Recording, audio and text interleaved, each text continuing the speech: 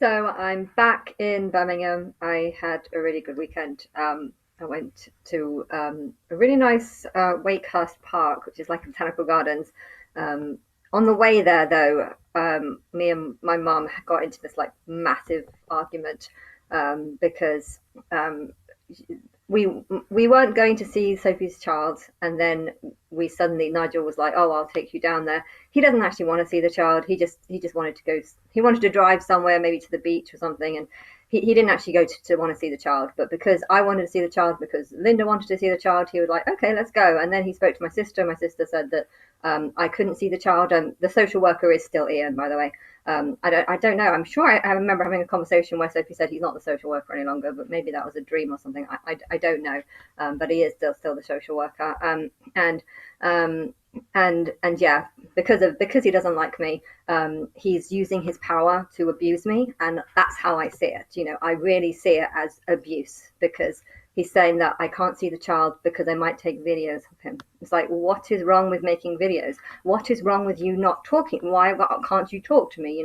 Everything, his attitude, everything that he's doing towards me, I feel abused. I feel abused the fact that a woman just come into my house, had a 1 hour conversation with me, and made statements she can't possibly know, such as I'm not likely to stay committed and things like this. You can't possibly make these statements if you've only spoken to someone for an hour, and if they've told you things like they've been trying for a kid for 2 years. I mean, it's abusive. Everything that she has done is abusive towards me. That's how I feel, and everything I feel he has done is abusive too. Why? Because Sophie's 6 hours away from me. I don't drive. It's in the middle of nowhere. I can't get there. And you know what? There's 15 staff members in this place. 15 staff members, and only one mother and baby right now. And she's been in there 6 weeks. There was one other mother and baby. So if you think about 15 staff members with 15 salaries, plus a building for with 6 rooms, 6 bedrooms, 6 toilets, and it's a really big place. A lot of taxpayers' money has gone into this, and there's only one person living there. And then I'm kind of thinking, but is that even necessary? I've heard all these things about the government are giving huge amounts of money to this. I think on one hand, the government are trying to impress people. Oh, we're giving lots and lots of money, to help these people. But at the end of the day, I don't think they have a clue what's actually going on because, there's a lot of people who are a risk to their child. Like my sister, I think she is a risk to her child. But when I say that, I mean she's at risk. If the baby was living with her without supervision, she's probably going to stop using alarm clock. She's probably, she might think, oh, I can't bother to sterilize the bottle. I'm just going to use the same one that I used 3-4 hours ago. I feel like things like this are going to happen, and they're going to happen more and more regularly. Oh, you're not supposed to give a baby tomato ketchup, but I'm going to give a baby tomato ketchup. I can imagine her breaking the rules too much. So she does need supervision, and I think she is a danger to a child.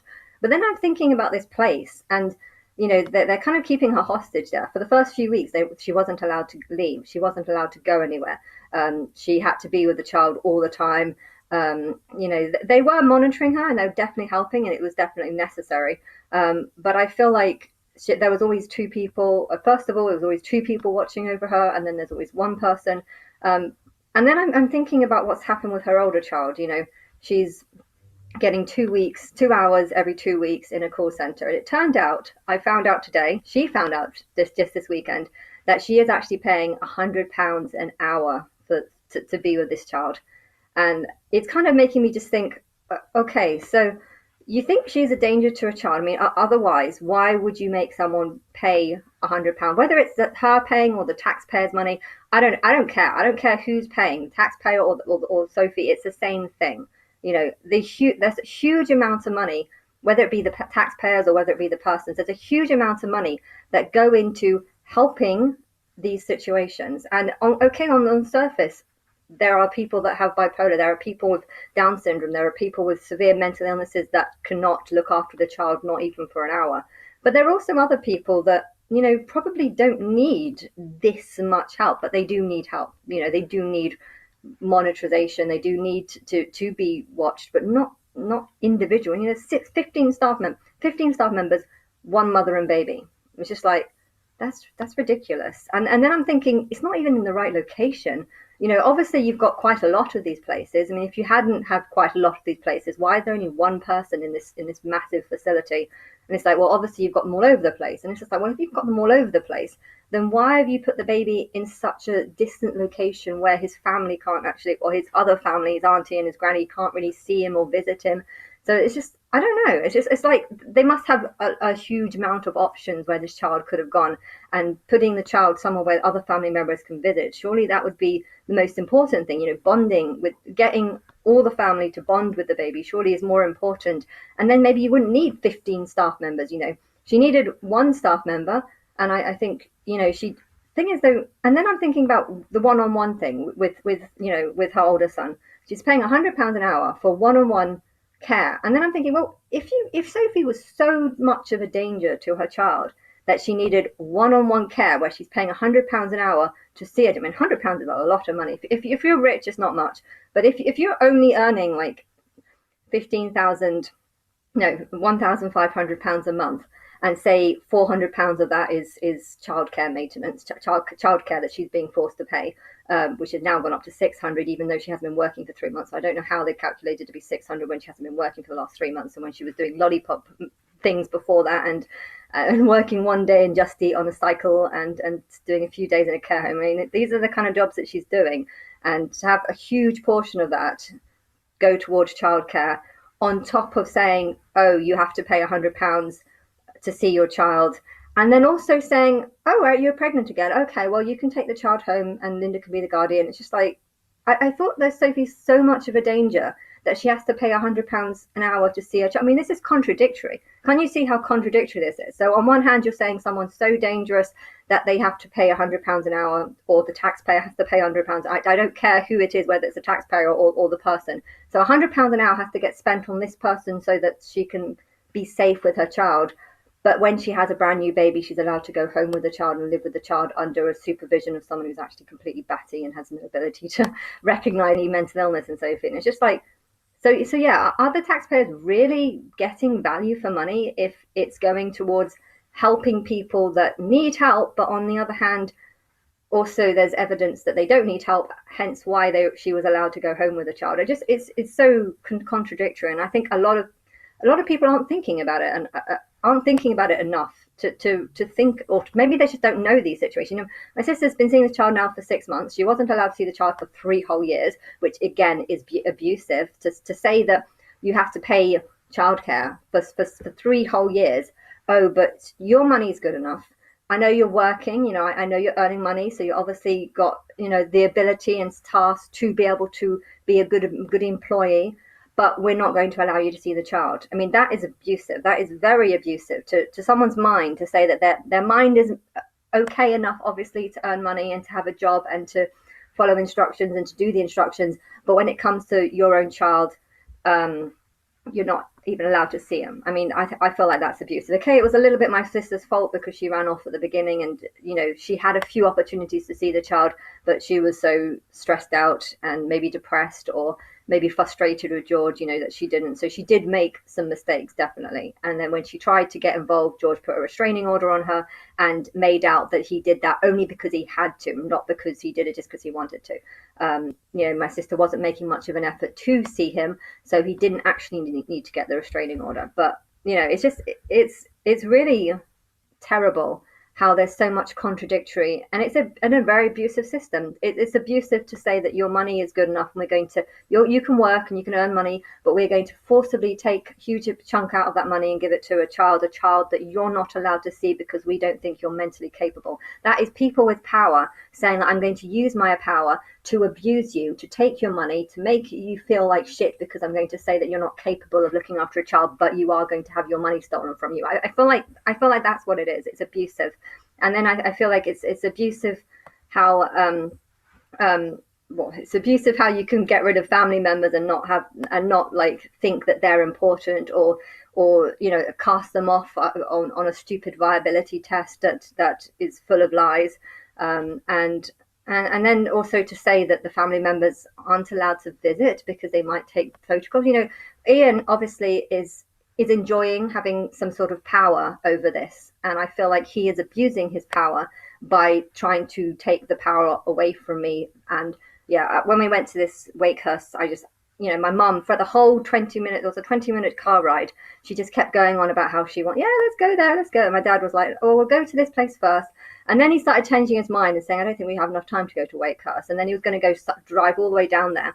And I was getting more and more angry. How angry am I going to feel to know that my dad wants to drive all the way 1 hour to go and see this baby, knowing that only my mum is actually going to see him, and I'm going to actually be forced not to see him because of that bastard Ian. Literally, he was building up so much anger in me by not recognizing how angry I would be at the thought of traveling an hour to see a baby only to not be allowed to see that baby. My mum too was completely oblivious to everything. Oh, I've got all these clothes I want to give it. I was like, yeah, the clothes that you're going to give the baby don't actually fit. These look way too small for him. This is, and they weren't even, it was like a present that someone gave her to pass on, and it obviously wasn't going to fit. And I don't know, there was a couple of trousers that she wanted to give Sophie. So she kept going on about the importance of giving these presents to Sophie and the child.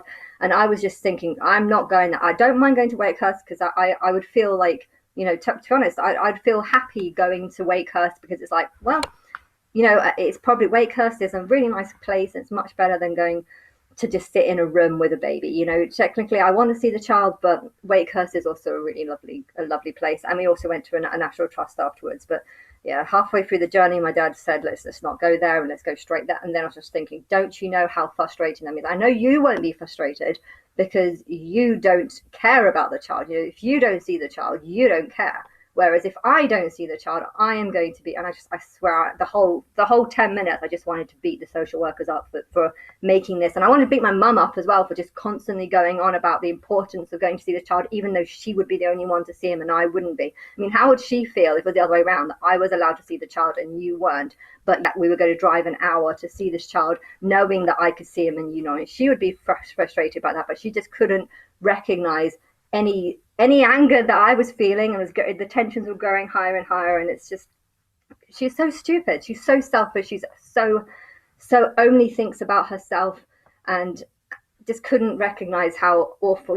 Any normal family, if they said to someone, okay, you can see the child but you can't, any normal family would say, you know what, we're not going to see the child because it's unfair on Anna. She wants to see the child, but this bastard social worker has prevented that, so we're just going to not go there. Any normal family member would have done that, but not my mum, not my dad, neither one of them.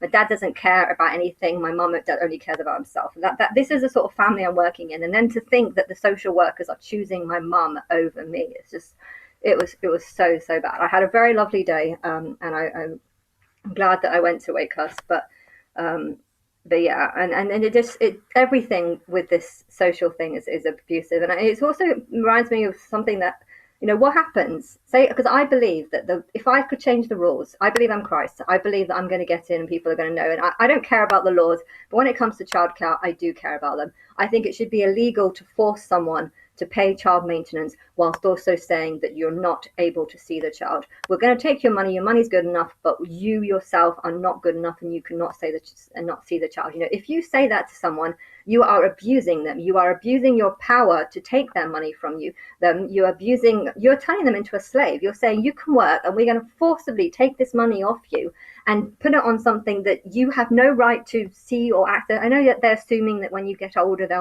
but this is not about getting older. This is about growing up with the child. The courts need to recognize that family units are important. It's not just about the child. It's about the person's relationship with the child. I'm thinking about how angry I am over this world rejecting me as Christ. I am the mother of this world. I am the God of this world, and the whole world has rejected me. And I feel like they've been using me by talking about Christ and stuff, but not recognizing me. And I feel like shit. I feel like I hate the child. I hate the child so much. I hate this world so much because of how they treated me. And then I keep thinking back to just how people would feel that, that their money's good enough, but they themselves are not good enough. They would grow up hating this child. And social workers, they think, oh, we're helping the child. We're keeping the child safe. When actually what you're doing is angering the parents and saying, we're going to use you and we're going to control you and we can take your money and we're going to push you away and say you're not allowed to do this. I mean, if they are a genuine danger, then fine. Then fine. But if they're not a genuine danger, and if their only danger is probably not setting alarm clocks in the middle of the nights when they should be doing night feed. If that's their only danger, then that children don't need night feeds for the whole of their life. There's a point where that stops. A danger that someone might be at when their child is in the first few months is going to be very different from 1 or 2 or 3 when they're no longer doing this stuff. And yeah, I feel like the whole system is so abusive, and they don't realize how abusive the system is, and it's abusive of taxpayers' money that they're stealing to help these people, when I don't think a lot of it is. I mean, if you're banning someone from seeing their child, I feel like you're actually filling them with, I had Jason, the guy that I seed, he was paying lots of child maintenance and yet wasn't allowed to see the child. And when he was finally, when he did start seeing the children, there was a not a particularly great friendship between them. Like, they didn't really like him very much, and that also makes me think of like Britney Spears' children.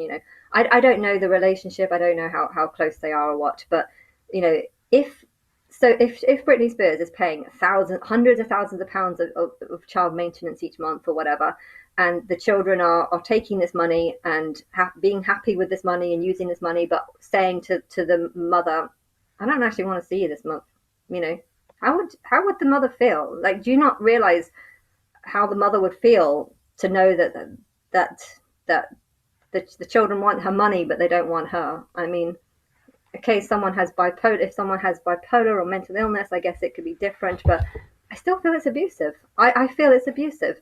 If I had a child, and say if I had a mental illness, and if I couldn't control my mental illness, and I was having heavy mood swings and getting erratic and stuff, but I was still feeling that they were happy to take hundreds of thousands of pounds off me each month, but didn't actually want to see me, I'd feel it's disrespectful. I mean, I don't know how often she sees her kids. I mean, maybe she does see them every month or something, but if they didn't want to see me every month or at all, and yet they were still forcing huge amounts of money out of me, I would just feel used, and I'd kind of, in a way, hate them. Like, that's how I feel towards the world. I feel like the world is using me and yet rejecting me at the same time. You want my inspiration, you want to talk about gods and Christ and all this lot, but you don't actually want me as a person. And it's built up a huge amount of hatred, and I feel like the world is going to have to experience what it's like to use a mother, and to have that mother actually hate their child because of the abuse that they've felt for that child. I'm not relating that to Britney Spears in any way, because I don't know the situation and I don't think it was that bad, but that's how I feel. And if I had a child and they say they didn't want to know me after the age of 12, oh, I don't like you, I don't like, but at the same time I'll still force to pay childcare whilst not seeing them. I feel like the way to get children should respect mothers and fathers, and even if they've got bipolar or mental illness, whatever illness they have, if they're still able to earn money, if they're still able to earn a living, the children need to respect the fact that they can still do these things. They're still, okay, they might be doing it through help, but they need to respect it. And I think by saying you can only get the childcare money if you see the parent, and if you have happy experiences with the parent, I think that's such an important thing, and you shouldn't pay child maintenance if the person, if the mother, and if it's the mother who's refusing, it's slightly different. If it's the parent or the father, if it's the parent who is refusing to see the kids, then yeah, force them to pay. You can't just have kids and then walk away from your responsibilities.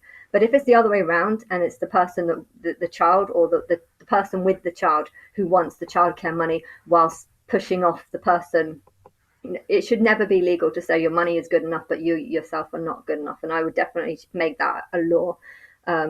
And if the children are refusing to see the mother because oh, your money is good enough but I don't want to see you, if the children are saying, whether it's the children or the parent who's looking after the children, you need to respect your parent. If you want money off them, you need to respect them. If you want to buy an ice cream, you have to say, please, thank you, please mum, can I have this, or please dad, can I have this?